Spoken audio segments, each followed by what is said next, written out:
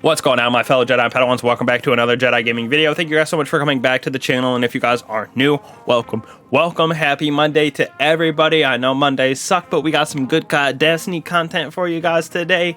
Ooh, just going over a nice lost sector that really sucks to go through without a guide. K1 communications, this thing on the moon takes forever, and the enemies are just everywhere and they hit super hard. I don't know. I don't really like this lost sector or K1 crew quarters. That's why they're my two last ones to go over, but we're gonna go over it for you guys, help you guys out, get that exotic loot before Witch Queen. So let's get started with this video here, going over our build, and then it's just going to be gameplay because it is way longer than my other lost sectors, not 5-6 minutes. It takes about 13-14 to go through this, even when I'm going through it as fast as I can.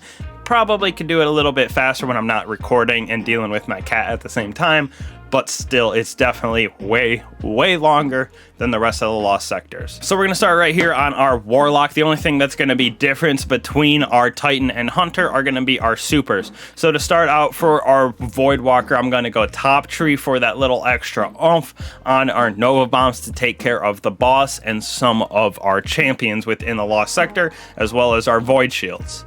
Next, right here, we're going to go Biting Wind with Overload Champions, just because I love this as a primary, a lot easier to get than Accurized Redemption. Accurized Redemption is also a bangin' primary bow from Garden of Salvation, but this one you can get on Europa. Super nice with Explosive Head. Next, right here, we got our Chrysera Mellow Auto Rifle Solar for those solar shields, solar burns, and then also our anti-barrier within this lost sector. I absolutely love this auto rifle right here. Super good in PvP and PvE. I just brought in my PvP roll because I haven't grinded out a PvE god roll yet, and I do love this thing, so I just brought it in for a nice anti-barrier and solar burns. And then obviously our trusty dusty threaded needle right here with Rapid Hit Vorpal for that just crazy damage on our champions and our void shields. Now for exotics and mods, super easy. I have another world right here so we can get that ability buff regen, so we can get our grenades back faster in melees, and our class ability with protective light on it right here. These just kind of complement our build with overload, anti-barrier, charged up, linear fusion reserves for that threaded needle.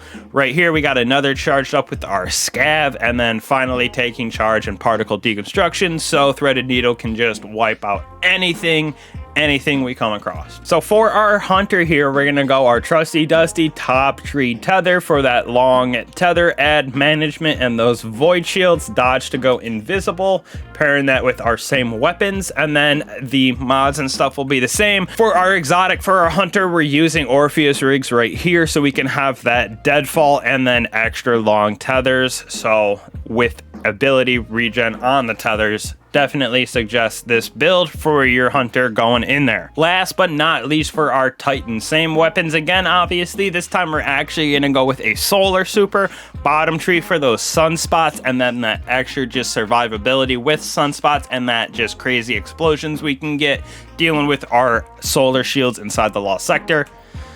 For our exotic, I'm just going to throw on Hollow Fired Heart with protective light on it so those solar abilities come back faster, especially when we have our supercharged. This thing will be super helpful for clearing out the crazy ads that we have to deal with, because everybody's just shooting you from a distance, really. There's a couple exploder shanks in the boss room that you really got to watch out for, but besides that, it's mostly just stuff shooting from super far away and getting immune by a barrier servitor or something like that. So it's just take it slow through this lost sector. Stuff comes around the corners, the invisible vandals, stuff like that, and then the arc little bolts that they shoot track you all around. So if you got like an arc dampener, arc resistance, something like that, definitely throw those on for mods as well.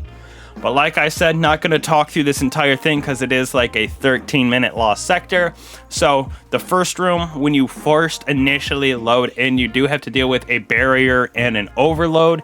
Deal with the overload as fast as you can, because if you don't, the barrier will come down and start sucking him off, so he becomes immune, and then you got to deal with the barrier first while the overload's shooting at you. So that is kind of a mechanic that happens a couple times. So if you see overloads, try to take them out as soon as you possibly can, because there's usually a servitor around the corner waiting to make them immune. The rest of it, you kind of just work your way slowly through areas, nothing too crazy until you get to the boss room. The boss room really sucks. You just kind of play it safe in the initial little area you can hide in. There's like 2 rooms, the actual boss room, and then like a separate little corridor that you can hide in. Deal with ads from there and deal with as much as you can from there. Definitely a good hiding spot. Deal with your champions as fast as possible. You'll have to deal with some solar shields in here, and like I said, those exploding shanks. So there is a box on the right hand side that you'll see me jump up onto when we get into the boss room. It is a good place to hide and shoot at the actual entrance where the boss comes in, because most of the time they do stay up there until later on. Once you do enough damage, they will start to move around a little bit more, but then you can just dip back into that little lost sector, that little entrance right there to the boss room. So definitely take it slow and roll easy, dude. This one takes forever, and it's just one of the hardest ones just because it's time consuming and everything shoots from a mile away. So hopefully this helps you guys out. Enjoy the rest of the video, watching it, just taking in how I play each encounter right here. Nothing too crazy. So hopefully this helped you guys out. We'll make some more banging videos this week. Thank you guys so much again for always coming back and watching. I'll catch you in the next one. Peace.